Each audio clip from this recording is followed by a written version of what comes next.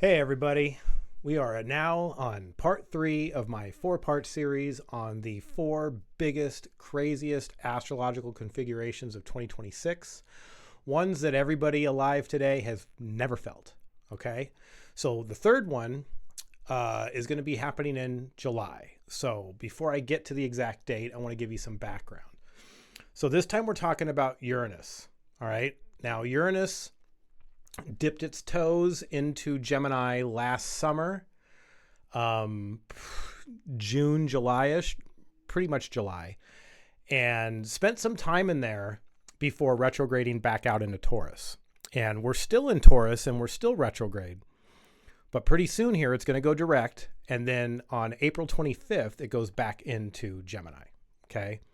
Now, the big deal about Uranus and Gemini is Gemini's an air sign ruled by Mercury. It's the natural third house, so it has a lot to do with communication and speed and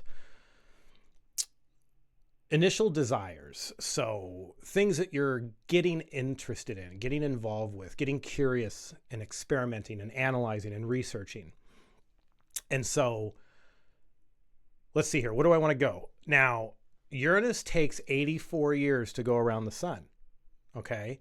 So let's go back in time here. The last time it was in Gemini was in August of 1941 to June of 1949.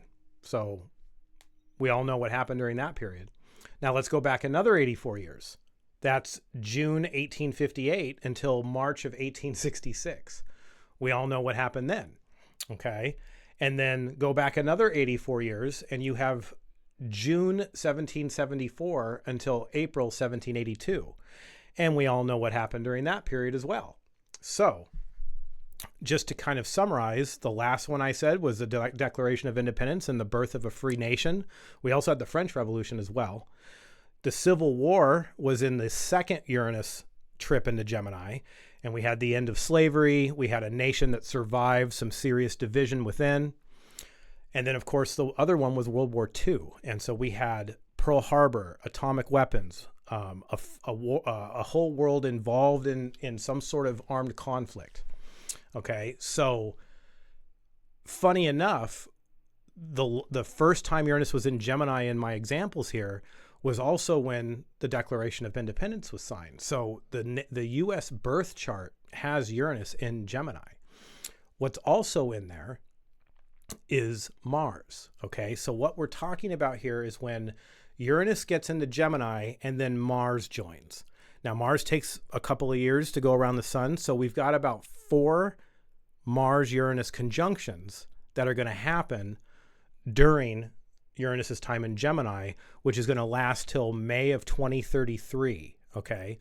And just as some background, this is the time that I am measuring and calling the resonance years. It is the time period where an immense amount of acceleration and advancement and growth and opportunities and all sorts of issues related to truth and freedom and sovereignty and agency come up.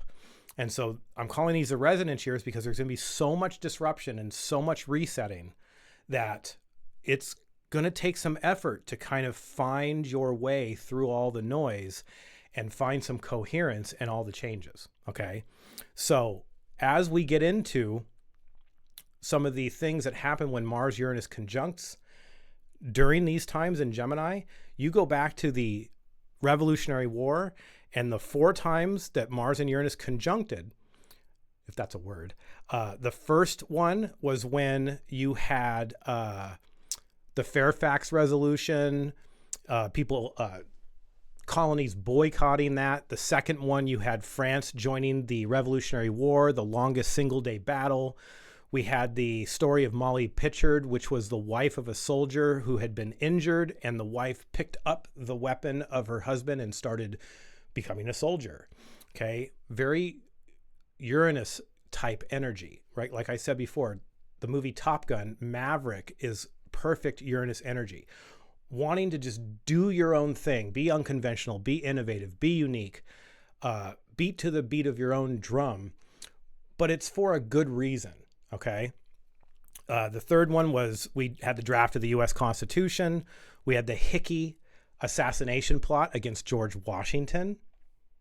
Okay, and he was found out and hung.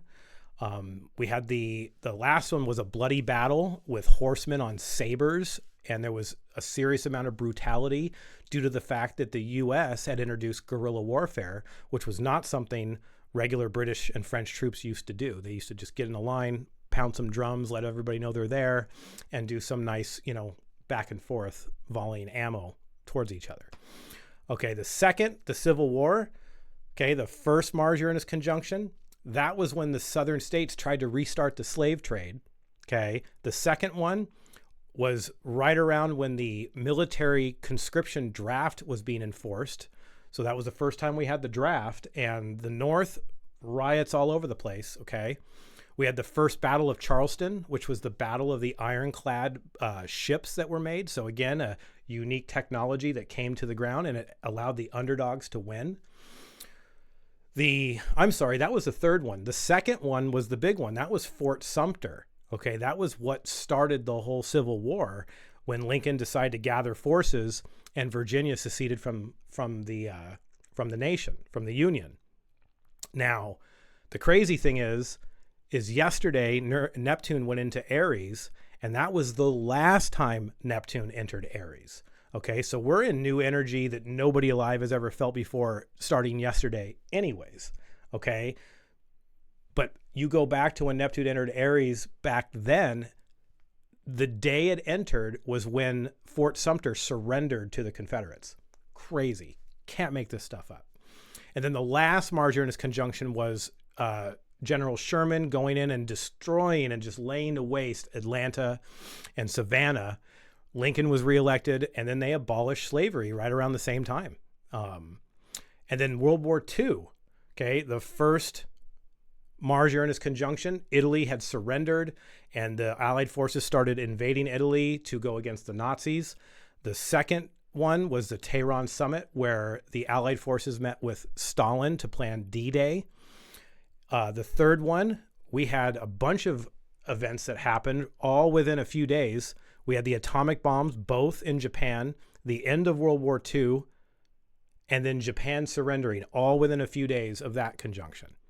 And then lastly, the last Mars-Uranus in World War II, Truman created the CIA, the Department of Defense, the Air Force. It was also the beginning of the Iron Curtain with the Soviet Union, and U.S. becoming a global superpower. Okay, so to review all this, okay, you had 3 Uranus cycles in Gemini that brought up generals. Okay, Washington was in the Revolutionary War. He became president. Civil War, Grant was a general. He became president. And then Truman, or before Truman, General Eisenhower, okay, he was in charge of all the Allied forces, became in control of them on a Mars-Uranus conjunction, and then later became president. So interesting to see what happens this time around. And then we have the fact that all these cycles started when no one really knew at the time what was going to come about. Okay, nobody knew that there was going to be a free nation that was going to come out of what happened in the 1770s. Maybe a few people, okay? But then it started becoming obvious. Same with the Civil War. Nobody had an idea of what was going to be the end result or what was going to actually happen.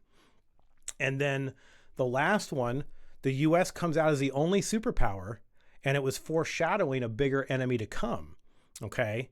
And then just for kicks, the Mars-Uranus conjunction after that was when NATO was ratified. Okay, so let's fast forward to today. What are we seeing happening? The U.S. leaving the WHO. We're seeing the United Nations at risk because of this new Council of Peace. We had the Department of Defense renamed the Department of War last July when Uranus first dipped into Gemini. I mean, I can go on and on. It's crazy the patterns that are happening here. So, anyone want to guess when the first Mars-Uranus conjunction hits this year? Yeah, that's right. The 250th anniversary of this country on July 4th. Yes. Can't make this stuff up.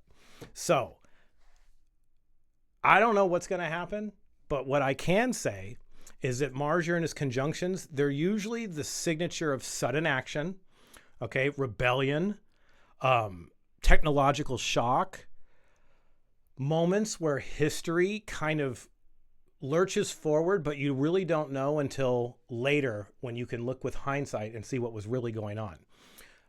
Another thing that's happening right now is we're seeing the huge increase in AI and drone warfare, as well as cyber warfare.